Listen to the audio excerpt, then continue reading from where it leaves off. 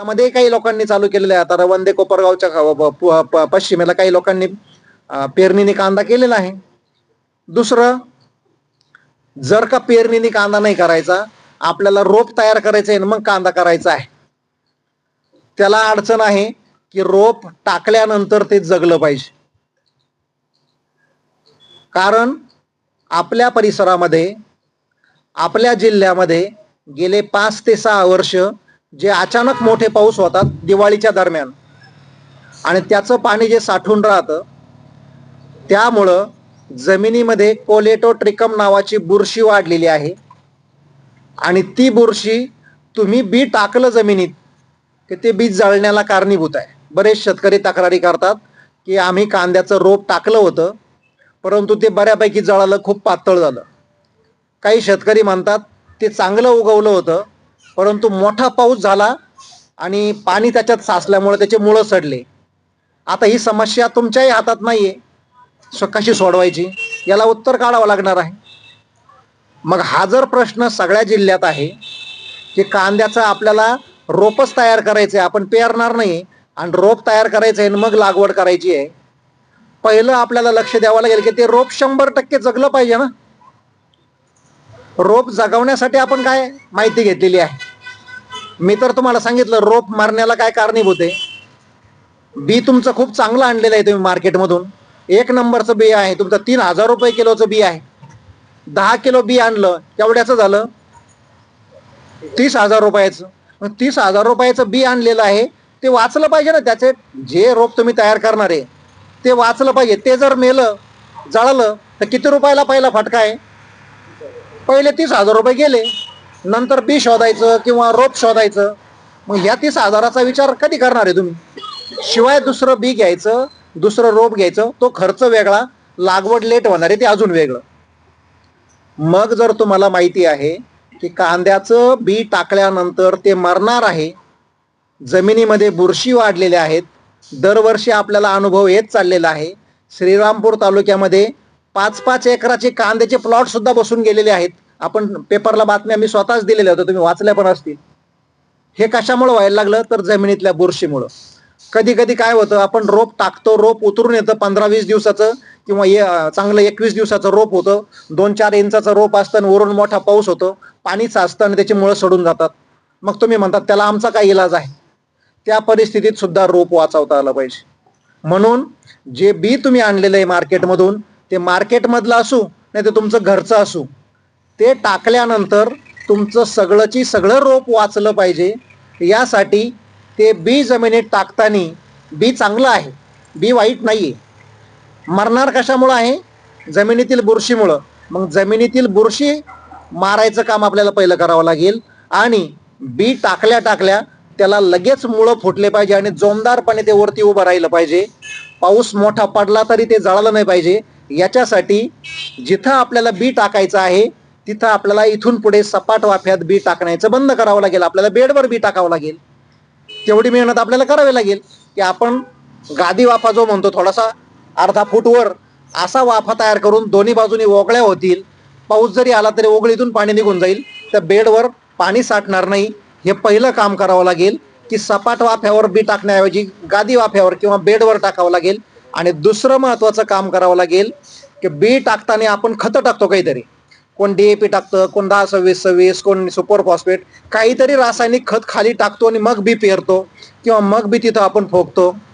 तर ते रासायनिक खत टाकताना त्याच्यामध्ये एक बुरशीनाशक टाकलं पाहिजे आणि एक मुळं वाढणारं औषध टाकलं पाहिजे. ते अगोदरच टाकलं पाहिजे, नंतर टाकून उपयोग नाही. रोप मरायला लागल्यानंतर तुम्ही 2,000 रुपये खर्च करायला सुद्धा कमी करत नाही, त्याचा काही उपयोग होत नाही. रोप टाकताना तुम्ही जे खत टाकणार आहे शेतामध्ये, त्या खतामध्ये झापू नावाचं एक बुरशीनाशक येतं, टाटा कंपनीचं.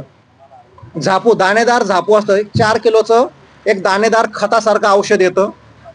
ते तुमच्या DAPत किंवा 10-26-26 मिक्स करा. आणि त्या रोपाला लवकर मुळं फुटण्यासाठी डायमंड अल्ट्रा नावाचं एक सेंद्रिय खत येतं, 10 किलो ते घ्या. इतकं सोपं ते काम आहे की रोप टाकताना तुम्ही रासायनिक खतामध्ये मिक्स करून झापू आणि डायमंड अल्ट्रा हे खाली टाकलं पाहिजे. आणि मग वरून बी टाकलं पाहिजे. काय फायदे होणार आहे बघा. जर का तुम्ही बी टाकण्याच्या अगोदर त्या वाफ्यामध्ये 2 किलो झापू दाणेदार टाकलं, डायमंड अल्ट्रा टाकलं आणि थोडंसं रासायनिक खत टाकलं आणि मग बी पेरलं किंवा मग बियाची लागवड केली तर ते बियाणं जोमदार उतरतं. जमिनीतील बुरशी तिथंच मारतात, कारण झापू हे असं औषध आहे की जमिनीतील बुरशींना ते वाढू देत नाही. रोप एकदम जोमदार वाढतात, एकदम सरळ रोप तयार होतं आणि चुकून मोठा पाऊस जरी झाला तरी ते रोप पाणी साठलं तरी मरत नाही. गोष्ट सगळी 700-800 रुपयाची आहे. नंतर रोप मरायला लागल्यानंतर 2 आणि 3 हजार रुपये खर्च करता कशाला तुम्ही? त्याचा काही उपयोग होणार नाही. त्या रोपाला टाकल्यानंतर मरू नये किंवा जळू नये म्हणून रोप टाकताना कोणतं खत टाकायचंय, कोणतं औषध टाकायचंय, त्याला खर्चही फारसा नाहीये. फक्त ती गोष्ट वेळेवर केली पाहिजे, याला महत्व आहे. आपल्याला माहित पाहिजे, कोणी सांगण्याची गरज नाही. आमच्या शेतकऱ्यांनाच ते माहित पाहिजे की कांद्याचं रोप टाकायचंय, मोठा पाऊस होऊ शकतो. कधी कधी आपण पोळ्याच्या आदल्या दिवशी सुद्धा किंवा आदल्या आठवड्यात सुद्धा आपण रोप टाकतो. नंतर पोळा झाल्यानंतर मोठे पाऊस होतात आणि मग रोप जातं. ते जाऊ नये म्हणून रोप टाकताना जे तुम्हाला रासायनिक खत खाली टाकायचंय त्याच्यामध्ये डायमंड अल्ट्रा आणि झापू एवढं मिक्स करून टाका. तुमच्या नंतर ते बी त्याच्यावर टाका. उतरलेलं बी एकदम जोमदार उतरेल, एकही बी जळणार नाही, 100% उतारा होईल. शिवाय तिथं मोठा पाऊस जरी वरून पडला तरी बी जळणार नाही, गॅरंटी मी देतो. मी किती शेतकऱ्यांकडे त्याचे व्हिडिओ मी तुम्हाला पाठवतो की 200 मिलीमीटर पाऊस झाल्यानंतर सुद्धा रोपं वाचलेले आहेत. असा जो प्रयोग आहे तो आपल्याला भविष्यात करावा लागेल. अन्यथा एवढं महागाचं बी आणायचंय आणि ते बी पेरलं किंवा बी फोकलं जमिनीत रोप तयार करण्यासाठी की पाऊस पडला तर ते जाणार किंवा जमिनीतल्या बुरशीमुळे जाणार. म्हणून हा एक पहिला उद्योग आपल्याला करायचा आहे. आता अशा पद्धतीने आपण बी टाकलंय, बी उतरून आलंय, चांगलं जोमदार त्याची वाढ झालेली आहे. आता पुढचा प्रश्न आपल्याला येणार आहे की ते रोप उतरलं की त्याच्याबरोबर गवत उतरणार आहे आणि गवत उतरल्यानंतर आपल्याला तणनाशक मारायचंय. आता तणनाशक मारायचा हा विषय फार गमतीशीर आहे. 25 वर्षापासून आपण कांद्यामध्ये तणनाशक मारतोय. कोणतं तणनाशक मारतो आपण? गोल मारतो. सगळे शेतकरी गोलच मारणार, नाव तोंडपाठ होऊन गेले. आता तणनाशक गोलचे भरपूर आलेले, पण आपण काय मारतो? गोल मारतो आणि त्याला जोडी टार्गा सुपर मारतो. किती शेतकऱ्यांना माहिती आहे की गोल हे गवताचं बी मारणारं औषध आहे, गवत मारणारं नाही. त्याला बीजनाशक म्हणतो आपण.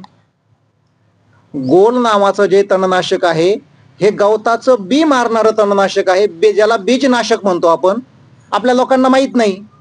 ज्यावेळेस कंपनीने ते आणलं मार्केटमध्ये त्यांनी सांगितलं होतं की हे बीजनाशक आहे, गवताचं बी मारतं आणि जर का तुम्ही समजा थोडंसं उशिरा मारलं तर गवत लहान असेल तरच मारतं, मोठ्या गवताला ते मारू शकत नाही. शिवाय ते फक्त रुंद पानाचं गवत मारतं. एकदल जे गवत म्हणतो किंवा गवत वर्गीय जे तण म्हणतो हरळीसारखं, ते जात नाही गोलनी. मग आपल्याला त्याला टार्गा सुपर वापरावं लागतं. मग वापरायचं कधी? नुसतं जर गोल वापरायचं असलं, बी टाकल्या टाकल्या दुसऱ्या दिवशी वापरा, काही घाबरायची गरज नाही. तोच त्याचा शास्त्रीय त्याचा शिफारस आहे. बी गवताचं जर बी घातलं तर गवत उगवणार नाही. पण कोणतं गवत उगवणार नाही? रुंद पानाचं. गवत वर्गीय जे तण आहेत ते मात्र उगवणार आहे. मग तुम्हाला पुन्हा टार्गा सुपर मारायचंय. त्यापेक्षा एक ऍडजस्टमेंट अशी केली की दोन्ही एकत्र मारले तर चालतील का? तर चालतील. दोन्ही एकत्रच मारले पाहिजे. फक्त पक्क लक्षात ठेवलं पाहिजे की मारण्याची वेळ कोणती आहे. कधी मारतो आपण? रोप टाकल्यानंतर तणनाशक किती दिवसांनी मारतो? सगळे शेतकरी एकच आकडा सांगतात, 21 दिवस. आणि तो आम्ही दाखवा आम्हाला, तुम्हाला कोणी लिहून दिलेला आहे आणि कुठं लिहून दिलेला आहे, तो आपण ठरवलेला आहे. थोडंसं गवत तण वाढू, रोप थोडं मोठं होऊन देऊ, लय बारीक रोपात मारायला नको, झटका बसेल, असे आपले अंदाज असतात.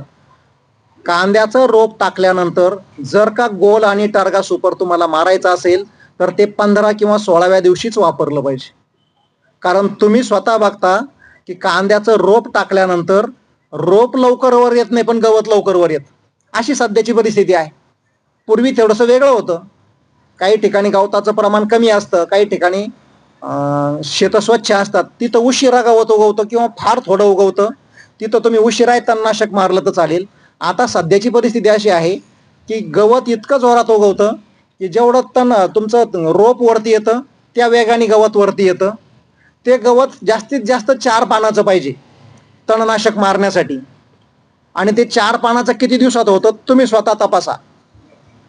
15व्या-16व्या दिवशीच ते 1.5-2 कांड्यावर आलेलं असतं आणि त्याच वेळेस त्याला तणनाशक मारलं गेलं पाहिजे. म्हणून कांद्यामध्ये रोपामध्ये प्राधान्याने तणनाशक जर मारायचं असेल कांद्याच्या रोपामध्ये, तर रोप टाकल्यावर डोळे झाकून 15 किंवा 16व्या दिवशीच मारलं पाहिजे.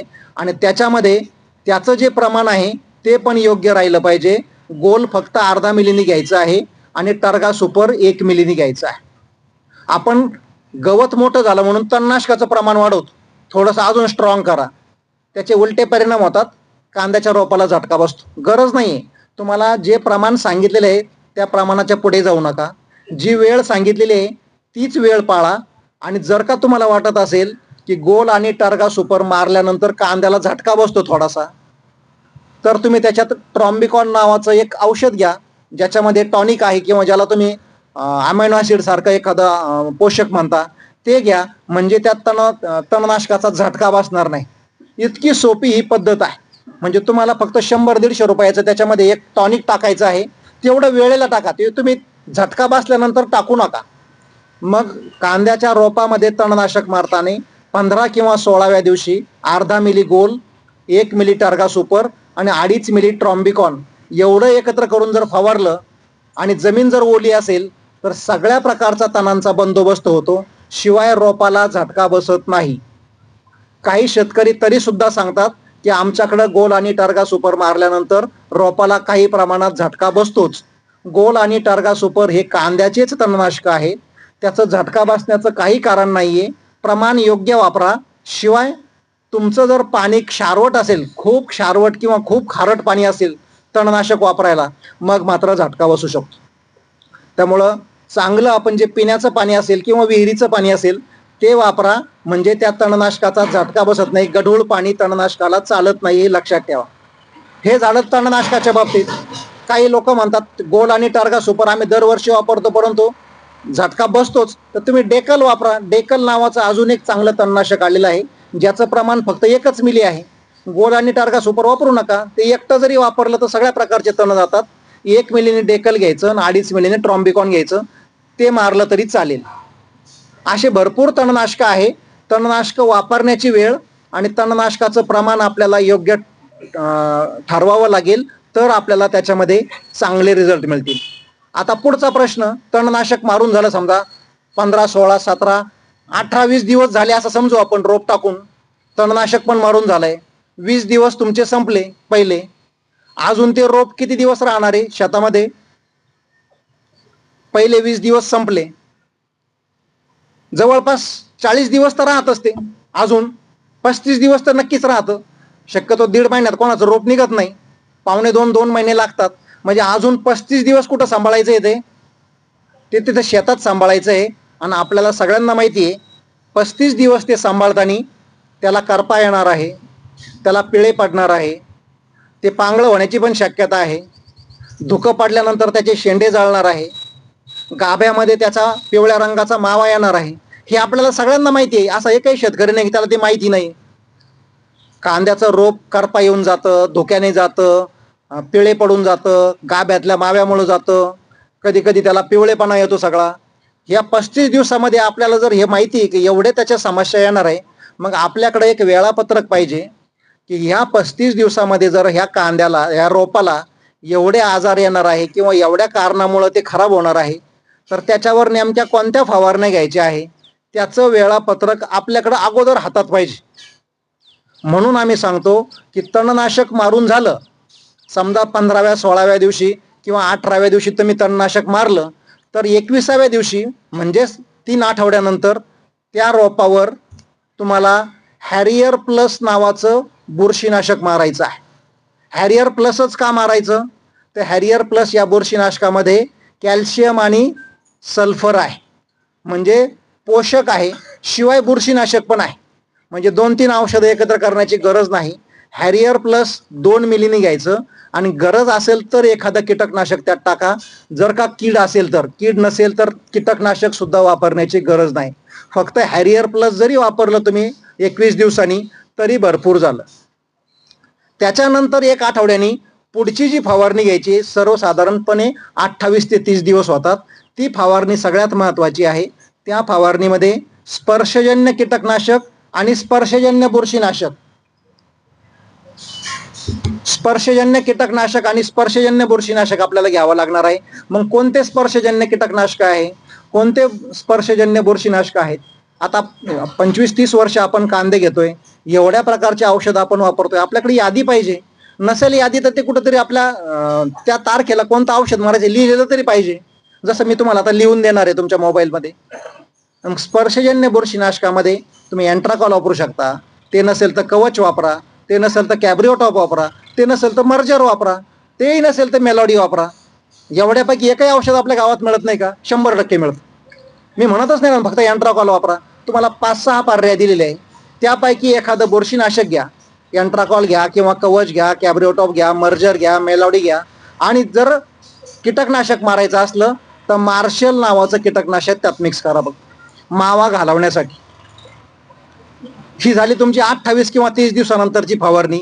आणि शेवटची फवारणी तुम्हाला घ्यायची आहे रोप काढायच्या आधी. आपण 1 आठवडा किंवा 4-5 दिवस अगोदर एक फवारणी घेतो, ज्याच्यामुळं त्या रोपाची जी मुळं आहेत ती मुळंही चांगली राहतात, मुळापर्यंत बुरशीचा प्रादुर्भाव होत नाही, शेंडे जळत नाही, रोप सरळ राहतं, काढताना त्याच्यावर कुठलाही रोगाचा प्रादुर्भाव नसतो. म्हणून रोप काढण्याच्या अगोदर 4-5 दिवस अगोदर ॲमिस्टार टॉप नावाचं बुरशीनाशक फक्त अर्धा मिलीने घ्यायचं आहे आणि त्याच्यामध्ये डेसिस नावाचं कीटकनाशक अर्धा मिलीने घ्यायचं आहे. किती फवारण्या सांगितल्या मी? फक्त 4 फवारण्या त्या रोपासाठी भरपूर आहेत. आपण 8 फवारण्या करतो आणि 8 फवारण्या करून सुद्धा आपले म्हणणं असतं की तेवढं चांगले रिझल्ट मिळाले नाही. याचं कारण असं आहे की आपण 4-4 औषधं एकत्र करतो. मी तुम्हाला प्रत्येक ठिकाणी 2च औषधं सांगितलेले आहे. काही शेतकरी म्हणतात की तुम्ही ते 2 सांगितले कीटकनाशक आणि बुरशीनाशक, पण आमचं रोप पिवळं पडलं असल्यामुळं आम्ही त्याच्यात मायक्रोन्यूट्रिएंट टाकलं. कुठलंच मायक्रोन्यूट्रिएंट तुमच्या बुरशीनाशकामध्ये चालत नाही. मायक्रोन्यूट्रिएंट हे एक तर स्वतंत्र मारलं पाहिजे किंवा फक्त कीटकनाशकासोबत मारलं पाहिजे. आम्ही मात्र बुरशीनाशकात मिक्स करतो, का तर रोप पिवळं आहे म्हणून. जर का तुमचं रोप पिवळं असेल, मध्येच जर कधी पिवळं दिसायला लागलं, तर तुम्ही पोलार्ड नावाचं मायक्रोन्यूट्रिएंट स्वतंत्र मारा. 2 ग्रॅमनी फक्त पोलार्ड मारायचं आहे. 2 किंवा 3 पंप लागतात, तेवढी गोष्ट आपण करू शकतो. रोपाच्या बाबतीत 5 किंवा 10 गुंठ्याची फवारणी करायची. आपण त्याचा कंटाळा करण्याचं कारण नाही. जरी आपल्याला एखादी फवारणी जास्त करावी लागली तर मायक्रोन्यूट्रिएंट, रोप पिवळं पडलं असेल तर पोलार्ड नावाचं मायक्रोन्यूट्रिएंट 2 ग्रॅमनी मारायचं आहे, म्हणजे ते पिवळेपणा पण कमी होईल.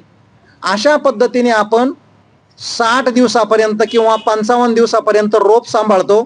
एकही रोप मरत नाही, एकही रोपामध्ये करपा येत नाही, त्याला पिळे पडत नाही, ते पांगळे पडत नाही किंवा ते त्याच्यामध्ये गाभ्यामध्ये पिवळ्या रंगाचा मावा येत नाही.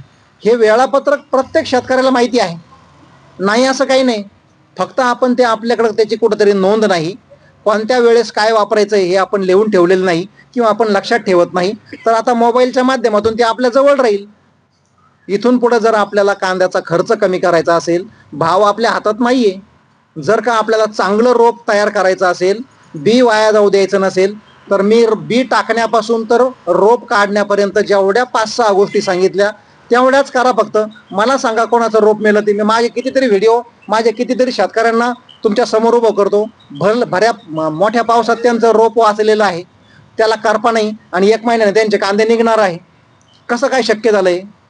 तुम्हाला त्या गोष्टी जर वेळेवर केल्या तर रोप चांगलं येतं, रोप मरत नाही. हा झाला रोपाचा विषय. आता कांदा लागवड करायची. कोणाच्या चालू पण झाल्या असतील लागवडी किंवा कोणाच्या संपल्या असतील, आणि सगळ्यांनी ध्यान देऊन ऐका.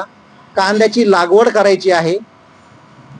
जसं मी तुम्हाला मगाशी सांगितलं की जमिनीमध्ये बुरशी आहेत, त्या बुरशीमुळे रोप मारणार आहे. रोप लावल्यानंतर काही ठिकाणचे शेतकरी सांगतात की लागवड झाली पण 15 दिवसांनी सगळे रोपं सडून गेले, असं उपसून घेतलं की ते खाली त्याचे मुळं गेलेले असतात, रोप तसंच हातात येतं. काय कारण आहे की जमीन ओली जी जास्त काळ होती त्याच्यामुळं कॉलेडोट्रिकम नावाची बुरशी तिथं आहे. त्याच्यासाठी तुम्हाला रोप लावताना काळजी घ्यावीच लागणार आहे. काय खाली टाकायचे ते मी सांगतो. पण दुसरा महत्वाचा विषय जो कोणीच लक्षात घेत नाही, कांद्याची जिथं लागवड करायची तुम्हाला आता कोणाला करायची असेल किंवा कोणी केली असेल, तिथं आधी कोणते पिकं होते? मका होती, अजून सोयाबीन होतं, कापूस होता. आता जिथं मका आहे तिथे तुम्हाला कांदा लागवड करायची. मका काढून झाल्यानंतर त्या मकामध्ये तुम्ही एक तणनाशक मारलेला आहे. काय मारलेलं आहे? बरोबर आहे, तुम्हीच सांगितलं त्याचं नाव. आणि ते तणनाशक जर मारलेलं असेल मकामध्ये तर 100 दिवस तिथं कांद्याची लागवड करता येत नाही. किती जणांना माहिती आहे? कुठं लिहून दिलेलं आहे? कोणी देईल का लिहून? मी सांगतो इथून तुम्हाला. तुम्ही नाव घेतलेलं तणनाशक जर तिथं मारलेलं असेल तर 100 दिवस तिथं कांद्याची लागवड करता येत नाही. कांद्याच्या मुळाला अपाय होतो. ते तणनाशक मकासाठी एक नंबर आहे, मकासाठी वावगं नाही. त्याचा त्रास कशाला होतो? कांद्याच्या मुळाला होतो. 100 दिवस जर गेले असतील ते तणनाशक मारून आणि मग तुम्हाला कांद्याची लागवड करायची अडचण नाही. तुमच्यापैकी बऱ्याच जणांना तो झटका बसला पण असेल, कोणी सांगितलं पण असेल की तुम्ही मकात हे मारलं होतं का म्हणून तो कांदा जळाला. लक्षात ठेवा, मकाच्या रानात जर कांदा लागवड करायचा असेल तर हे काकांनी सांगितलेलं तणनाशक मारल्यानंतर 100 दिवस जाऊन द्यावं लागतील. शिवाय काही लोक आता मकामध्ये सॅम्परा सुद्धा मारतात लवाळा घालवण्यासाठी. सॅम्परा जरी मारलेला असलं तरी तुम्हाला 100 दिवस जाऊनच द्यावे लागतात, मग तिथं कांद्याची लागवड करता येते. समजा तुमचं रान मकाचं नाहीये, सोयाबीनचं आहे. सोयाबीनच्या क्षेत्रामध्ये जर का तुम्ही शाकेत नावाचं तणनाशक मारलं असेल तर शाकेत सुद्धा सोयाबीनसाठी एक नंबरचं औषध आहे. सोयाबीनचं तण एकदम छान जातं त्यांनी, सोयाबीनसाठीच आहे. पण त्याचे रेसिड्यू जमिनीत 90 दिवस राहतात. 3 महिने तुम्हाला तिथं कांद्याची लागवड करता येत नाही. म्हणजे सोयाबीनच्या पिकामध्ये तुम्ही मारलं कधी, तिथून पुढे 3 महिने मोजायचे. जर का 3 महिने संपलेले असतील तर मग लागवड करा. काही लोकांनी मागच्या वर्षी ऊसामध्ये किंवा ज्वारी बाजरीमध्ये 2,4-D मारलेलं राहतं. एक वर्ष आधी जरी 2,4-D मारलेला असेल शेतामध्ये तरी तिथं वर्षभर कांद्याची लागवड करता येत नाही. या गोष्टी आपल्याला कुणीही लिहून दिलेलं नाही. त्या जमिनीमध्ये त्या तणनाशकाचे रेसिड्यू जेवढे दिवस राहतात, अंश जेवढे दिवस राहतात ते कांद्याच्या मुळाला घातक असतात. आणि म्हणून आपल्याला कांद्याची लागवड करताना पीक कोणतं आहे आधी आणि त्या पिकात आपण कोणतं तणनाशक मारलेलं आहे, मग त्या तणनाशकाला दुसरा पर्याय होता का, तर दुसरे तणनाशक मारा, अडचण नाहीये. पण मी जे 4 तणनाशक आता तुम्हाला सांगितले हे जर तुमच्या जमिनीत मारलेले असतील तर मग मात्र तुमच्या कांद्याला तिथं अडचण येऊ शकते. हा झाला लागवडीच्या वेळेस पहिलं लक्षात घ्यायची गोष्ट. दुसरा प्रश्न, कांद्याची लागवड करायची आपल्याला, मजुरांचे मोठे प्रश्न तयार झालेले आहेत. बऱ्याच जणांचे मजुरांचे असे प्रश्न आहे की रोप तयार आहे पण वेळेला मजूर भेटत नाहीये. भेटलं तर त्यांचे रेट आता दरवर्षी वाढत चाललेले आहे. रोपाची किंमत वेगळी, मजुरीची किंमत वेगळी, शिवाय वेळेला जर नाही आले तर अजून तोटा. म्हणून आता सगळीकडे कांद्याची मशीननी लागवड चालू झालेली आहे. आपल्या गावात झाली की नाही मला माहित नाही, पण आता सुरू झालेली आहे. खर्च सारखाच येतो, मजुरांनी कांदे लावा किंवा तुम्ही मशीननी लावा, परंतु मशीननी लावण्याच्या कांद्याचा दुप्पट फायदा आहे. कांद्याचं जे मशीन लागवड करण्याचं जे ट्रॅक्टरचं यंत्र आहे त्या यंत्रामध्ये रोप टाकून दिलं जातं आणि मजूर ते रोप टाकत चालतात. जी लागवड होती कांद्याची ती 10 बाय 10 सेंटीमीटर सगळीकडे सारखी होती, त्याला गही पडत नाही. आपल्याकडे मजूर गही आरामशीर पाडतं, कधी कधी फुटावर आपलं कांद्याचं रोप जात. तिथं मात्र 10 सेंटीमीटरवरच लागवड होती. म्हणजे रोपाची संख्या एकदम बरोबर राखली जाते. आमच्या शेतकऱ्यांना अजूनही माहीत नाहीये काय कांद्याच्या 1 एकर क्षेत्रामध्ये किती रोपं लागतात. 10 बाय 10 सेंटीमीटरवर आपण कधीच गणित केलेलं नाही. तर कांद्याच्या 1 एकर क्षेत्रामध्ये 2,50,000 ते 2,70,000 रोपं लागतात जर 10 बाय 10च्या अंतरावर तुम्ही कांद्याची लागवड केली, उन्हाळ कांद्याची. तर आणि ती कधी शक्य आहे? ती मजुराकडून शक्य नाहीये. ती फक्त कांदा लावणी यंत्रच लावू शकतं, त्याला अंतर ठरवून दिलेलं आहे. त्यामुळे दोरीत लागवड करायची असेल, शिवाय लागवड खोल करायची असेल मशीनने लागवड केलेला जो कांदा आहे तो सरळ उभा राहतो, त्याच दिवशी तो उभा असतो, तो खाली पडत नाही. मजुरांनी लावलेला कांदा खाली असतो पडलेला, पाणी दिल्यानंतर तो उभा राहतो. परंतु कांदा लावणी यंत्र आपल्याला भविष्यात स्वीकारावं लागणार आहे, त्याची तयारी आजपासून करावी लागणार आहे. त्याला इलाज नाहीये, मजूर भेटणार नाही, भेटलं तर वेळेवर भेटणार नाही, आणि भेटलं जरी त्याची किंमत काहीतरी जास्त असेल. आपल्याला जर सगळंच वाचवायचं आहे, आपल्याला खर्चाचा विचार करायचा आहे, योग्य पद्धतीने लागवड करायची आहे, तर आपल्याला मशीनकडे जावं लागणार आहे. बऱ्याच लोकांनी ते स्वीकारलं. मशीन काय आपल्याला लगेच उद्या पाहिजे मिळतं असं नाहीये, त्याचं बुकिंग 3-3 महिने अगोदर करावं लागतं. कांद्याची लागवड करण्याच्या आधी ज्या ज्या गावात मशीन आलेले, कांद्याचे यंत्र आलेले लागवड करण्याची, त्यांचं अगोदरच नोंदणी करावी लागते. ती जबाबदारी आपली आहे. हा सुद्धा महत्वाचा विषय आहे.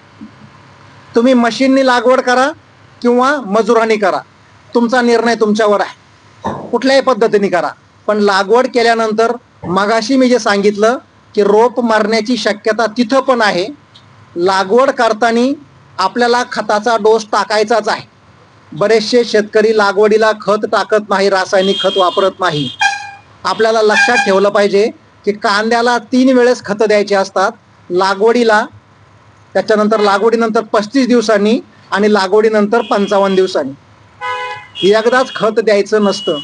मग लागवडीच्या वेळेस जे खत टाकायचं आहे तिथं 20-20-0 1 ते 1.5 गोणी घ्या, त्याच्यामध्ये सल्फर 10 किलो घ्या. आणि मगाशी मी सांगितलेलं कांद्याचं रोप मरू नये म्हणून झापू नावाचं दाणेदार बुरशीनाशक 4 किलोचं त्याचं पाकिट येतं, पिशवीच येते, ते 4 किलो घ्या. आणि डायमंड अल्ट्रा, कांद्याचं रोप लावल्या लावल्या त्याला लगेच मुळं फुटले पाहिजे, लगेच सरळ उभं राहिलं पाहिजे, खतं लगेच खाल्ले पाहिजे, याच्यासाठी डायमंड अल्ट्रा 15 किलो वापरा. ही सगळी खतं 1 ते 1.5 गोणी, सगळे मिळून 2 गोण्या झाल्या. तुम्ही 4-4 गोण्या टाकता. 20-20-0 1 गोणी, diamond ultra 15 kilo, sulphur 10 kilo आणि झापूची पावडर 4 किलो. हे जर का तुम्ही खाली टाकलं तर जमिनीतली बुरशी नष्ट होते, रोप मरत नाही, रोपाला मुळं लगेच फुटतात आणि ते पहिल्या आठवड्यातच एकदम सुंदर प्लॉट दिसतो. तिथं एकाही रोपाची जळवणूक होत नाही किंवा मर होत नाही. 100% उतारा आपला सक्सेस होतो. आता लागवड झालेली आहे, मी सांगितल्या पद्धतीने खतं टाकलेले आहे, आणि लागवड झाल्यानंतर पुन्हा तोच प्रश्न येणार आहे की ह्या लागवडीमध्ये पण गवत उगवणार आहे, आणि इथं सुद्धा आपल्याला तणनाशकच मारायचं आहे. इथं मात्र तणनाशक वापरताना जे रोपात वापरलेले तेच वापरा, फक्त प्रमाण दुप्पट करावं लागतं. आणि इथं सुद्धा कांद्याची लागवड झाल्यावर 15 किंवा 16व्या दिवशीच तणनाशक मारायचं असतं. आजही आम्ही घाबरतो, 21 दिवस जाऊ द्या म्हणतो, कोण म्हणतो 25 दिवस होऊ द्या. 25 दिवसांनी जर तुम्ही तणनाशक मारलं तर त्याचे रिझल्ट मिळणार नाही. गवत फक्त पिवळं पडल, पुन्हा ते तसंच हळूच त्याला पुन्हा मुळं फुटतील. म्हणून कांद्याच्या लागवडीनंतर सुद्धा तुम्हाला गोल 1 मिली, टार्गा सुपर 2 मिली आणि ट्रॉम्बिकॉन त्याच्यामध्ये पोषक घ्यायचं 2.5 मिली, हे तिन्ही एकत्र मारायचे आहे. 1 लिटर पाण्याचं प्रमाण आहे, आणि ते मारण्याची वेळ ही 15 किंवा 16वा दिवस हीच आहे. जमीन ओली पाहिजे, कोरड्या जमिनीत ते मारता येणार नाही. आणि तणनाशक मारताना पाणी स्वच्छ पाहिजे, पाणी क्षारवट किंवा गढूळ चालणार नाही. असं जर तुम्ही केलं तर तण नियंत्रण पुन्हा तुम्हाला करण्याची गरज पडणार नाही. 100% तणांचा बंदोबस्त होऊन जाईल. या पद्धतीने वापरलं, या पद्धतीने त्याचा प्रमाण घेतलं आणि या वेळेला वापरलं तर. आता तणनाशक मारून झालंय, 2 आठवडे संपले आपले.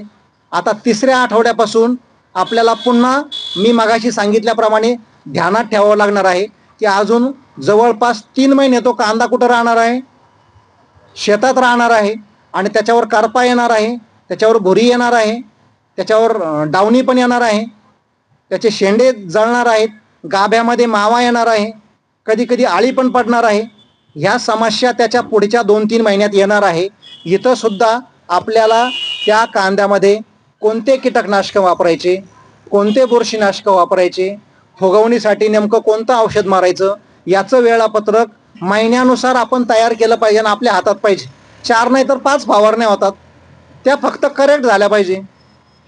तणनाशक मारून 15 दिवस समजा झालेले आहे, 21व्या दिवशी आपल्याला एखादं कीटकनाशक बुरशीनाशक मारायचं असेल तर त्याच्यामध्ये हॅरियर प्लस नावाचं बुरशीनाशक 2.5 मिलीनी घ्या, आणि मार्शल नावाचं कीटकनाशक फक्त 1 मिलीनी घ्या. दोन्ही मार्केटमध्ये मिळतात. ही फवारणी तुम्ही कांद्याच्या लागवडीनंतर तणनाशक मारतो आपण, तणनाशक मारून झाल्यानंतर पुढच्या आठवड्यात हॅरियर प्लस आणि मार्शल ही फवारणी घेऊन टाका. असं करता करता पहिली फवारणी झाली, तो कांदा 1 महिन्याचा होईल. 1 महिन्याचा कांदा झाला, 1 महिना ते 35 दिवसाचा जो काळ असतो त्याच्यामध्ये त्याला दुसरा डोस पडला पाहिजे. आणि दुसरा डोस कांद्याला देताना तुम्हाला 14-35-14 दीड गोणी, त्याच्यामध्ये ferrous sulphate 10 kilo, zinc sulphate 5 kilo आणि मॅग्नेशियम सल्फेट 10 किलो एवढा डोस द्यायचा आहे. सगळा मिळून 2 गोण्या डोस झालेला आहे. 2 किंवा 2.25 गोण्याचा दुसरा डोस होतो. पण टाकायचं काय हे लक्षात घ्या, 14-35-14 किंवा 12-32-16 तुमच्याकडे जे उपलब्ध असेल ते दीडच गोणी घ्या. त्याच्यामध्ये फेरस सल्फेट 10 किलो घ्या, 5 किलो झिंक सल्फेट घ्या आणि मॅग्नेशियम सल्फेट 10 किलो घ्या. फक्त फेरस सल्फेट आणि झिंक सल्फेट डायरेक्ट त्या 14-35-14 मिक्स करू नका, तर एखाद्या गोणी निंबोळी पेंडीत आदल्या दिवशी ते मिक्स करून ठेवा. कारण फेरस सल्फेट झिंक सल्फेट हे सूक्ष्म अन्नद्रव्य आहे, ते सेंद्रिय खतात मिक्स करून द्यावी लागतात. ही काळजी आपल्याला घ्यायची आहे. म्हणजे एखादी गोळी निंबोळी पेंड सुद्धा त्यावेळेस वापरायला हरकत नाहीये, किंवा गांडूळ खत कोणाकडे असेल एखादी गोणी ते गांडूळ खत वापरायला हरकत नाही. हा दुसरा डोस झाला. 30 दिवस कांद्याचं वय झालं. आता 35व्या दिवशी त्याला फवारणी करायची आहे. आणि मगाशी सांगितल्याप्रमाणे 35 दिवसानंतरची जी फवारणी आहे, स्पर्शजन्य बुरशीनाशक आणि स्पर्शजन्य कीटकनाशक घ्यायचं आहे. त्यावेळेस आपल्याला स्पर्शजन्य बुरशीनाशक घेताना एकतर कॅब्रिओटॉप घ्या, किंवा मर्जर घ्या, किंवा मेलॉडी घ्या, किंवा कवच घ्या. तुमच्याकडे जे उपलब्ध असेल तुमच्या गावामध्ये या 4-5 बुरशीनाशकांपैकी एखादं बुरशीनाशक आपल्या गावात नक्की भेटतं, ते बुरशीनाशक घ्या. आणि त्याच्यामध्ये डेसिस 100 नावाचं कीटकनाशक घ्या. एवढीच फवारणी फक्त करायची आहे 35 दिवसांनी. आता तिसरी फवारणी येईल आपली 45 ते 50 दिवसांनी. आणि तिसरी फवारणी करताना आपल्याला एक लक्षात ठेवायचं आहे की त्याच्यानंतर कांदा हळूहळू खाली पोसायला सुरुवात होत असते 2 महिन्यानंतर.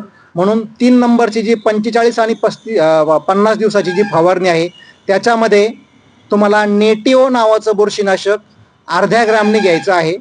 आणि त्याच्यामध्ये मोव्हेंटो एनर्जी नावाचं किंवा सोलोमन नावाचं कीटकनाशक 1 मिलीने घ्यायचं आहे. नेटिओ अर्धा ग्रॅम आणि मोव्हेंटो एनर्जी किंवा सोलोमन 1 मिली ही 50 दिवसांनी घ्यायची फवारणी आहे. एवढंच नियोजन पहिल्या 2 महिन्यामध्ये कांद्याचं करायचं आहे. तुम्हाला सगळ्यांना माहिती आहे की कांद्याची पात पहिले 2 महिनेच वाढते. लागवडीपासून 60 दिवसापर्यंत कांद्याची पात वाढते. ती पात जेवढी तुम्ही चांगली ठेवाल तेवढं त्या कांद्याला साईज चांगली येते, त्याची मान चांगली तयार होते आणि आपल्याला फुगवण चांगली मिळते. म्हणून 2 महिन्यापर्यंत पात जळू द्यायची नाही, त्याला करपा येऊ द्यायचा नाही, त्याच्यावर मावा किंवा थ्रिप्स येऊ द्यायची नाही. ही काळजी घेण्यासाठी मी ज्या ह्या 3 फवारण्या सांगितलेल्या आहे तेवढ्याच घ्यायच्या आहे. जर का एखाद्याला वाटलं की ह्या 2 महिन्यामध्ये माझ्या कांद्यावर पिवळसर रंग आलेला आहे, ठिकठिकाणी पिवळे डोके दिसायला लागलेले आहे, जर का जमिनीत चुनखडी असेल तर तिथं फेरसची आणि मॅग्नेशियमची झिंकची कमतरता असते. आपण फेरस सल्फेट आणि मॅग्नेशियम सल्फेट आणि झिंक सल्फेट खतात टाकलेलं आहे, तरी सुद्धा काही ठिकाणी कांदा पिवळा दिसत असेल तर त्याच्यावर मायक्रोन्युट्रियंटची फवारणी स्वतंत्र घ्या. त्याच्यामध्ये पोलार्ड नावाचं मायक्रोन्युट्रियंट फक्त 2 ग्रॅमने वापरा. 1 लिटरला 2 ग्रॅम पोलार्डची फवारणी करा, तो पिवळेपणा सुद्धा लगेच जाईल. 2 महिन्याचा कांदा झाला की त्याला शेवटचा डोस द्यायचा आहे. 2 महिन्यानंतर कांद्याला डोस द्यायचा नसतो. 2 महिन्यानंतर कुठलंही खत कांद्याला द्यायचं नसते, कारण कांद्याचं जर पात वाढते ती 2 महिन्यापर्यंतच खालून अन्नद्रव्य ओढत असते. 2 महिन्याचा जो कांदा असतो त्याला आपण 10-26-26 दीड गोणी आणि त्याच्यामध्ये पॉलिसल्फेट नावाचं जे कॅल्शियम आणि सल्फर असलेलं खत आहे ते 25 किलो एवढाच डोस करतो आपण. 1.5 ते 2.25 गोणी तुमचा 10-26-26 आणि 25 किलो पॉलिसल्फेट हा डोस केला 2 महिन्यांनी. त्यानंतर कांद्याला डोस टाकण्याची गरज नाहीये. मी सांगितल्याप्रमाणे लागवडीला 35 दिवसांनी आणि 60 दिवसांनी 3 वेळेस कांद्याला खतं टाकले की कांद्याचं खताचं काम संपतं. 2 महिन्यापर्यंत कांद्याची जी पात आहे ती वाढत असते आणि पात वाढत असताना खालून अन्नद्रव्य घेतली जातात. 2 महिन्यानंतर कांद्याची पात हळूहळू खाली उतरते, परंतु काही ठिकाणी अडचण येते. काही शेतकऱ्यांचं असं म्हणणं आहे की 2 महिन्यात आमची कांद्याची पात जवळपास गुडघ्याला लागायला लागलेली आहे. तुमच्याकडून जर सेंद्रिय खताचा शेणखत मोठ्या प्रमाणात पडला असेल, जमीन एकदम सुपीक असेल, कांद्याची लागवड खूप दाट असेल, तर पात खूप लवकर वर येते आणि मग कांदा खाली पोसायला थोडी अडचण येते, अशी तुमची शंका असते. मग त्याच्यासाठी तुम्ही अजून वाट बघता, आता उतरेल, मग पोसेल आणि 2.5-3 महिन्यानंतर त्याच्यावर लिओसिन मारता. जर का तुम्हाला माहीत झालेलं आहे 2 महिन्यापर्यंतच कांद्याची पात खूप वाढलेली आहे, तर लिओसिन मारण्याची वेळ 2 महिन्याची आहे. 2 महिन्यानंतर लिओसिन मारू नका. जास्तीत जास्त 65 दिवस. लिओसिनचं काम असं आहे की ती पात खाली उतरवणं, ती पात थांबवणं. जी वरती वाढ चाललेली आहे ती थांबवायची असेल तुम्हाला आणि तुम्ही लिओसिन मारता आणि ते जर 3 महिन्यांनी मारणार असाल तर त्याचा काहीच उपयोग होत नाही, खर्च वाया जातो. पात वाढते हे जर तुमच्या 2 महिन्यांनी लक्षात आलेलं आहे तर 2 महिने ते 65 दिवस, जास्तीत जास्त 70 दिवस, त्याच्या पुढे लिओसिन मारायचं नाही. हा एक विषय झाला. दुसरा सगळ्यात महत्वाचा विषय सगळ्यांनी ऐका की 2 महिन्यापासून 3.5 महिने जो शेवटचा पिरियड आहे कांद्याचा, 60 दिवस ते 110 दिवस, या काळामध्ये कांदा पोसत असतो खाली, पात हळूहळू खाली उतरत असते आणि कांद्याला आपण पाण्यावर पाणी देत असतो. सगळ्याच लोकांकडे ड्रीप नसतं, आपण पाटाने पाणी देतो, फ्लोनी पाणी देतो आणि पूर्ण वाफा भरतो आपण. कांद्याच्या मानेला पाणी लागतं, इथपर्यंत कधी कधी पाणी आपलं जातं आणि नेमकं त्याच वेळेस कांद्याच्या मानेमध्ये मानकूज नावाची बुरशी तयार होत असते आणि हा धोका नंतर तुम्हाला त्रास देतो चाळीमध्ये. कांदा 60 दिवसापासून 110 दिवसापर्यंत पोसत असताना त्याच्या मानेमध्ये जी बुरशी तयार होते, तुम्ही जास्त पाणी देऊन, तुमच्या धुक्यामुळं किंवा तुम्ही योग्य बुरशीनाशक वापरलं नाही त्याच्यामुळं त्या मानेमध्ये जी बुरशी तयार होते ती हळूहळू वाढते. नंतर कांदा तयार झाला की तुम्ही तो काढून घेता, तो कांदा कापता, त्याला नाळ ठेवता 2 इंचाचा आणि नंतर तो सुकवल्यानंतर चाळीत भरतो. ती बुरशी नाळाबरोबर कुठं जाते? चाळीत जाते आणि 2 महिन्यांनी पावसाळा चालू झाला, गारवा वातावरणात आला की सगळ्यात लवकर त्या शेतकऱ्याचा कांदा त्याला काजळी लागायला सुरुवात होते आणि तो नाव ठेवतो नंतर की कांद्याला लवकर काजळी लागली, जात चांगली नव्हती किंवा चांगली त्याची साठवण क्षमता त्या जातीची चांगली नव्हती. कांद्याच्या चाळीमध्ये जी काजळी लवकर लागते त्याला कारण तुमची जमिनीत असलेली बुरशी, तुमच्या मानेमध्ये गेलेली बुरशी आहे. तुम्ही 60 दिवसापासून 110 दिवसापर्यंत कांद्याला जे पाणी भरता, फुल पाणी भरता, त्यावेळेस त्याच्या मानेमध्ये जी बुरशी वाढते ती कंट्रोल तुम्ही वेळेवर करत नाही, त्याच्यासाठी फवारणी वेळेवर मारत नाही, म्हणून ती बुरशी चाळीत जाते आणि तिथं लवकर काजळी लागते. म्हणून कांद्याची काजळी जर चाळीत थांबवायची असेल आणि चाळीत जर चांगला कांदा टिकवायचा असेल, तुम्हाला चाळीत चांगला कांदा टिकवायचा असेल आणि त्याला काजळी लवकर लागू द्यायची नसेल तर कांद्याचं वय 65 दिवस असताना आणि 80 दिवस असताना, एखादा 2 दिवस मागे पुढे होईल, सरासरी लक्षात ठेवायचं आपल्याला ढोबळमानाने की आता 65 दिवसाचा कांदा झालेला आहे, 80 दिवसाचा कांदा झालेला आहे. 65 आणि 80 दिवसाचं वय असताना कांद्यावर लुना एक्सपिरियन्स किंवा मेरिऑन यापैकी एखादं बुरशीनाशक मारायचं आहे. म्हणजे त्या कांद्याच्या मानेमध्ये जी बुरशी तयार होते ती तिथंच मरल, ती तिथून चाळीत जाणार नाही, काजळी लागणार नाही. त्यामुळं काजळीची सुरुवात तुमच्या शेतातून होते. काजळीची सुरुवात चाळीत होण्याचे कारण फार कमी आहे. जास्तीत जास्त कारण तुमच्या शेतातून जर का ती बुरशी चाळीत गेली तर तिथं कांद्याला काजळी लागते. म्हणून कांद्याला काजळी कमीत कमी लागावी, कांदा साठवणुकीमध्ये चांगला टिकावा, यासाठी कांद्याचं वय 65 दिवस असताना आणि 80 दिवस असताना त्याच्यावर लुना एक्सपिरियन्स किंवा मेरिऑन यापैकी एखादं बुरशीनाशक तिथं मारायचं आहे. म्हणजे कांद्याचा करपाही थांबेल आणि मानकूज नावाची बुरशी पण आपल्या चाळीत जाणार नाही. त्या दरम्यान आपला कांदा 2-2.5 महिन्याचा झाला की सगळ्यांना माहिती आहे आपल्याकडे उन्हाळा चालू होतो आणि उन्हाळा आपल्याकडे इतका वेगाने चालू होतो की 4-2 दिवसात उन्हाची तीव्रता खूप जास्त होते, लगेच उन्हाळा सुरू झाला असं वाटतं. आता तीच वेळ सगळ्यांवर येणार आहे. आपल्याकडे उशिरा कांद्याच्या लागवडी झालेल्या आहे, 2 महिन्याच्या आतच त्याला तिथं ऊन चालू होणार आहे आणि ऊन चालू झालं, अचानक जर ऊन वाढलं लागवडीनंतर तर कांद्याची पात कधी कधी अचानक अशी हिरवट पांढरी दिसते. म्हणजे मागच्या आठवड्यापर्यंत हिरवागार दिसणारा कांदा असा पांढरट दिसायला लागतो. आपल्याला वाटतं त्याच्यावर भुरी पडली की काय, त्याच्यावर भुरी नसते अचानक ज्या वेळेस ऊन वाढतं त्याच्या वेळेस लाल कोळी येत असतो आणि लाल कोळी आपल्याला डोळ्याला दिसत नाही, खूप बारीक लाल रंगाची ती कीड राहते, सगळ्या पाथीवर पसरते आणि पातीमधून ती खरडत असते पात अशी आणि मधला रस ओढत असते. त्या पातीला असे बारीक बारीक पांढरे डाग पडतात आणि सगळी पात अशी पांढरी दिसते.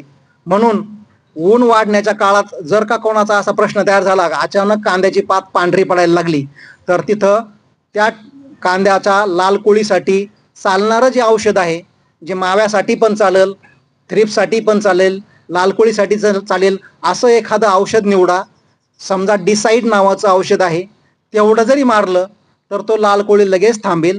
2 ग्रॅमने डिसाईडची फवारणी घ्या, लाल कोळीचा बंदोबस्त लगेच होईल, ती पात तुमची पुन्हा हिरवीच राहील.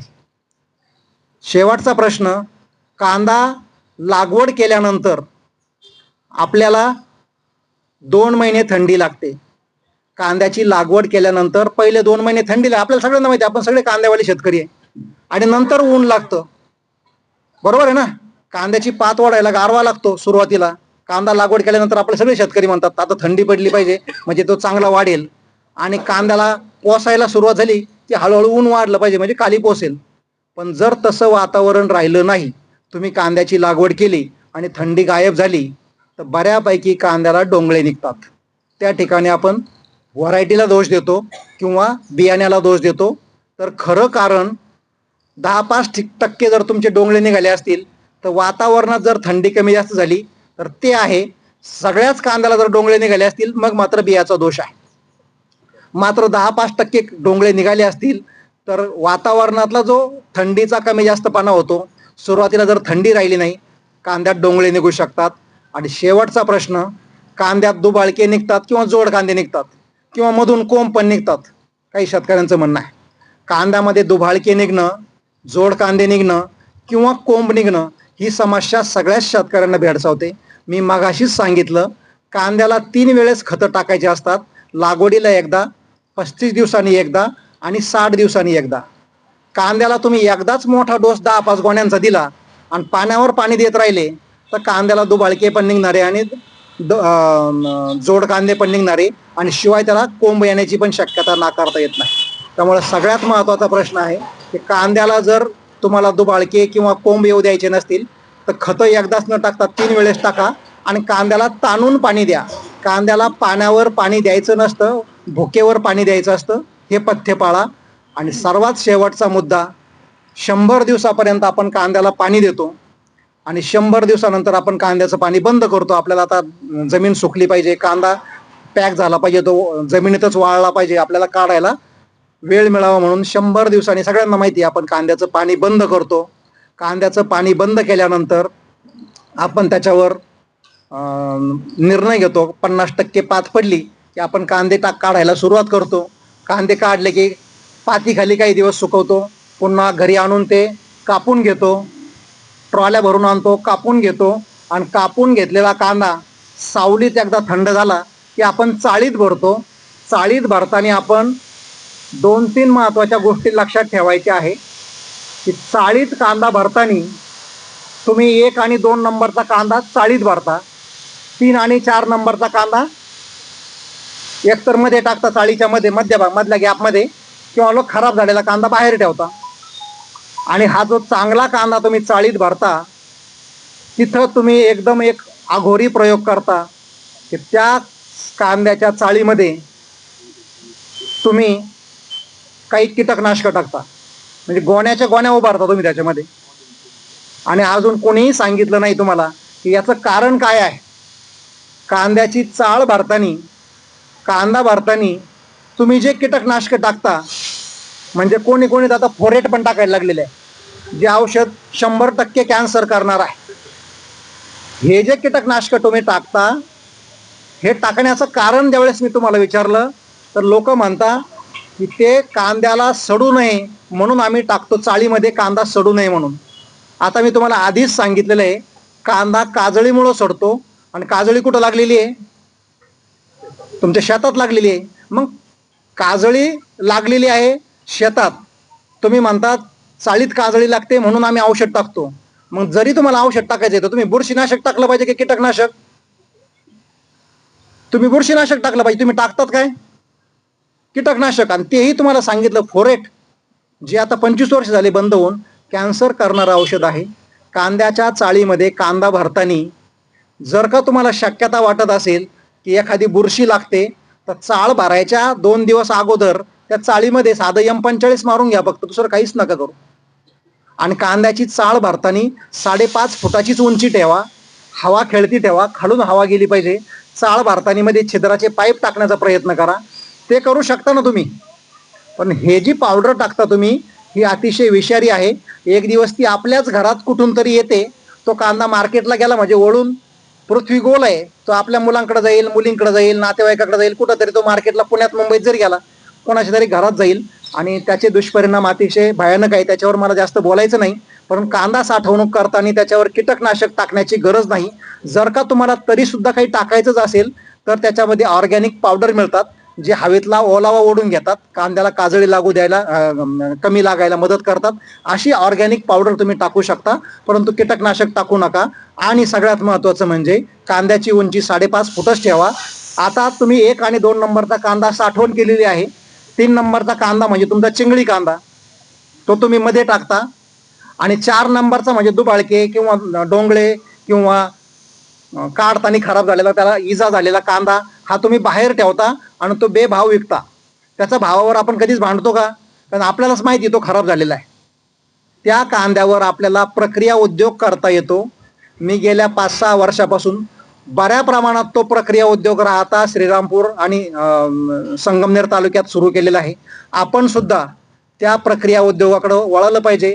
इथं कृषी विभागाचे मलिक साहेब बसलेले आहेत, त्यांच्या डिपार्टमेंट मार्फत त्या प्रक्रिया उद्योगाला 35% सबसिडी आहे.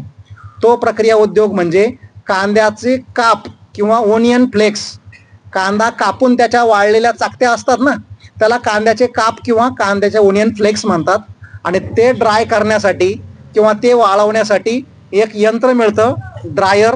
ते फक्त सूर्यप्रकाशावर चालतं, तुम्हाला लाईटची गरज नाही. 2.5 लाखापासून 5 लाखापर्यंत त्याची किंमत असते. आणि ज्या कंपन्या तुम्हाला ते देतात, तो प्रकल्प जर तुम्ही तो प्रोजेक्ट तयार केला, कृषी विभागाकडे अर्ज केला, तर कृषी विभाग त्याला 35% सबसिडी लगेच देतं. आणि तो प्रोजेक्ट तुमच्या घरी तुम्ही स्वतः लक्ष देण्याची गरज नाही. घरातल्या महिला ते काम करू शकतात. उन्हाळ्यामध्ये भरपूर ऊन असतं, महिलांचं एकदा घरातली कामं आवरली की दुपारच्या वेळेस ते कांदे कापायचे, त्यात मध्ये व्यवस्था असते, बारीक काप करायचे आणि त्यात टाकून द्यायचे. फक्त सूर्यप्रकाशाच्या एनर्जीवर ते ड्राय होतं, त्याला लाईटची गरज नाही आहे. 1 दिवसामध्ये त्या ड्रायरच्या कॅपॅसिटीनुसार 250 किलोपासून 1000 किलोपर्यंत कांदा वाळला जातो उन्हाळ्याच्या दिवसामध्ये. आणि तो कांदा वाळल्यानंतर प्लॅस्टिकच्या पिशव्यांमध्ये पॅक केला जातो. आणि ज्यांनी तुम्हाला तो ड्रायर दिलेला आहे, ज्या कंपनीने, तीच कंपनी विकत घेते. त्यामुळे तुम्हाला मार्केट शोधण्याची सुद्धा गरज नाही. त्याला फार मोठं मार्केट मिळतं असं मी म्हणणार नाही, परंतु जो कांदा तुम्ही बेभाव विकणार आहे मार्केटमध्ये, यावर्षी तर चांगल्या कांद्यालाही भाव मिळाला नव्हता. त्या पद्धतीने केलेल्या कांद्याच्या कापाचे भाव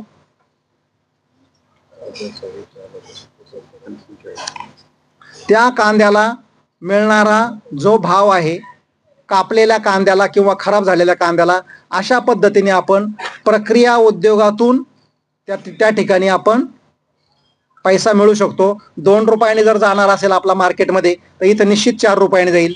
3 रुपयाने जाणार असेल तर 6 रुपयाने जाईल. निश्चित दुप्पट पैसा मार्केटपेक्षा होतो. त्यामुळं चांगल्या कांद्याचे सुद्धा यावर्षी लोकांनी काप केले. मी कृषी विज्ञान केंद्र बाबळेश्वरमध्ये 28 वर्ष कृषी विज्ञान केंद्रामध्ये कीटकशास्त्रज्ञ म्हणून काम केलंय. मी मागच्या 6 महिन्यापूर्वी VRS घेतलेली आहे. आणि ह्या 28 वर्षामध्ये मी प्रक्रिया उद्योगामध्ये सगळ्यात जास्त काम केलं. आणि कांद्यावर माझं खूप लक्ष होतं, म्हणून मी बऱ्याच शेतकऱ्यांना ती टेक्नॉलॉजी पर्कोलेट केली. आमच्या निर्मळ पिंपरीमध्ये, आस्तगावमध्ये, श्रीरामपूरमध्ये खूप मोठ्या प्रमाणात महिलांनी ते गटामार्फत ते मशीन घेतलेलं आहे. कोणाला पाहायचं असेल तर माझ्याकडून पत्ते घ्या, जाऊन बघायला काय हरकत आहे. त्याला सबसिडी आहेत आणि फार मोठा असा खर्चही नाही त्याच्या पाठीमागं. बरं, तुम्हाला नुसता कांदाच वाळवता येत नाही, तुमच्याकडे जर शेवग्याचा पाला असेल तर कांदा संपल्यानंतर तो वाळवा. तुमच्याकडे आलं असेल ते पण चालतं. कंपन्यांना पालेभाज्या पण चालतात. कंपनीची जी डिमांड असेल त्या डिमांडनुसार जर आपण पालेभाज्या किंवा कांदा किंवा आलं किंवा तुमचा हळद काहीही ड्राय करून दिलं तर फुकट ड्रायिंग चालतं तुमचं. फक्त मशीनची किंमत आहे, नंतर खर्च कशालाच नाही. आणि शिवाय ड्राय केलेल्या त्या कांद्याला किंवा त्या कांद्याच्या कापांना, वाळलेल्या कांद्याला मागणी बाजारामध्ये जास्त आहे आणि ते चालू झालेलं आहे. नवीन काहीच नाहीये. तुमच्यासारखेच शेतकरी करतात. बऱ्याच जणांना वाटतं काय नवीन प्रकार आहे व, एकदा बघायला या माझ्याबरोबर, मी तुम्हाला दाखवतो, त्या कंपन्यांची ओळख करून देतो. त्या कंपन्यांचं जे म्हणणं असेल ते ऐकून घ्या. कांदा आपल्याकडे 4-5 महिने राहतो, तिथून पुढे 4-5 महिने ते मशीन पडून राहण्यापेक्षा त्याच्यामध्ये दुसऱ्या भाज्या, दुसरी फळं जे वाळवता येतात सहज येतं. शेवग्याचा पाला मला असं वाटतं सगळ्यात सोपी टेक्नॉलॉजी. त्यात काय आहे, बांधाच्या काळाचा शेवगाही तुम्ही वाळू शकताय. राहत्यामध्ये तुम्ही बघायला माझ्या काही शेतकऱ्यांनी चालू केलेलं आहे, किती छान आहे. त्या शेवग्याच्या पाल्याचे पैसे किती होतात, शेंगापेक्षा जास्त पैसे त्या पाल्याचे होतात. आपण कांद्यावर बोलतोय, तर कांद्यामध्ये सुद्धा आपल्याला असं करता येतं. त्यामुळं कांदा मी तयार करणार आहे, कांदा मी पिकवणार आहे, मी 200 सोडून 250 क्विंटल उत्पन्न काढणार आहे आणि विकणार कुठं आहे, व्यापाऱ्याकडं. भाव कोण ठरवणार आहे, तर आपणही थोडंसं उतरा. आपल्यालाही आपल्या पद्धतीने विक्री करता येते आणि ते आपण करून दाखवलेलं आहे. त्यातला दुसरा प्रयोग मी सांगतो की रेसिड्यू फ्री कांद्याचं उत्पादन सुद्धा आपल्याला घेता येतं. विषमुक्त कांदा म्हणतो आपण त्याला. औषधांचा वापर केल्यानंतर त्या कांद्यामध्ये कुठलंही विष राहता कामा नये म्हणून कोणते जैविक औषधं वापरायचे, कोणते वनस्पतीजन्य किंवा बॉटॅनिकल एक्स्ट्रॅक्ट वापरायचे, कोणते सापळे वापरायचे, आपल्याला औषध वापरायचं नाहीये. तर असे गट सुद्धा आता आपल्या जवळच, आता येवला तालुक्यामध्ये या मुखेडला सदुभाऊ शेळकेंचा तुमच्यासारखाच गट आहे. 2000 सालापासूनचा गट आहे. 2000, त्यावेळेस मी नुकताच नोकरीला लागलेलो होतो. त्यावेळेस त्यांनी तो निष्कर्ष चंग बांधलेला होता की एक दिवस आम्ही आमचा माल डायरेक्ट गिरायकाला विकू आणि विषमुक्त विकू. तेव्हापासूनची त्यांची जी तळमळ होती ती गेल्या 10-15 वर्षापासून ते मुंबईमध्ये आणि नाशिकमध्ये स्वतःच्या पद्धतीने स्टॉल लावून कांदा विकतात आणि वर्षभर 30 रुपयांनी कांदा विकतात. ते मी म्हणत नाही 50 रुपयांनी आणि 100 रुपयांनी, वर्षभर 30 रुपयाचं मला सोडतं ठीक आहे, शेतकऱ्यांच्या दृष्टीने चांगला भाव आहे. हे शेतकरी नुसता कांदाच नाही विकत, तर त्यांच्या शेतीमध्ये तयार झालेले जे शेती ते पदार्थ आहेत, तुमच्या माहितीसाठी सांगतो, ज्वारीचं, बाजरीचं, गव्हाचं पीठ सुद्धा ते मार्केटमध्ये विकतात. मुंबईमध्ये लीलावती हॉस्पिटलच्या ठिकाणी त्यांचा गोडाऊन आहे, जागा आहे, ओपन स्पेस. मी तुमच्यापैकी बरेच शेतकरी मी नोकरीला असताना सहलीला तिथे नेले, दाखवले की आपल्या भागातले शेतकरी येऊन मुंबईत विक्री करू शकतात. व्यापाऱ्याच्या भरोश्यावर किती दिवस आपण राहणार आहोत आणि किती दिवस आपण भांडणं करणार आहोत. अशा पद्धतीने जर तुम्ही कांद्याचं उत्पादन घेणार असेल तर आता कृषी विभागाने सुद्धा नैसर्गिक शेतीचा प्रकल्प आणलेला आहे. त्या प्रकल्पांतर्गत प्रशिक्षण मी तुमच्या भागात सुद्धा दिलेले आहेत की आपण कशा पद्धतीने विषमुक्त कांद्याचं उत्पादन घेऊ शकतो. तो कांदा उत्पादन झाल्यानंतर त्याला बाजारपेठ कुठं आहेत, आपल्याकडे नेमके गिरायक कुठं आहेत, कशा पद्धतीने ते विकावं लागतं, गटामार्फत विक्री कशी चालते, ती माहिती सुद्धा आपल्याकडे आहे. मला सांगण्याचं जे उद्देश आहे की व्यापारी पद्धतीने आपल्याला कांद्याचं उत्पादन जर घ्यायचं असेल तर तंत्रज्ञानाचा वापर आपल्याला करावा लागेल आणि तंत्रज्ञानाचा वापर करताना आपण स्वतः तंत्रज्ञान घेण्यामध्ये इच्छुक पाहिजे. आपल्याला कांद्याची जर माहिती सगळी घ्यायची आहे तर कांद्याचं बी कोणतं घेतलं पाहिजे, लागवड कशा पद्धतीने केली पाहिजे, तणनाशक नेमके कोणते वापरले पाहिजे, खतं किती वेळेस टाकले पाहिजे आणि कोणते वापरले पाहिजे, कीटकनाशक, बुरशीनाशक नेमके मिक्स कोणते करायचे आणि कोणते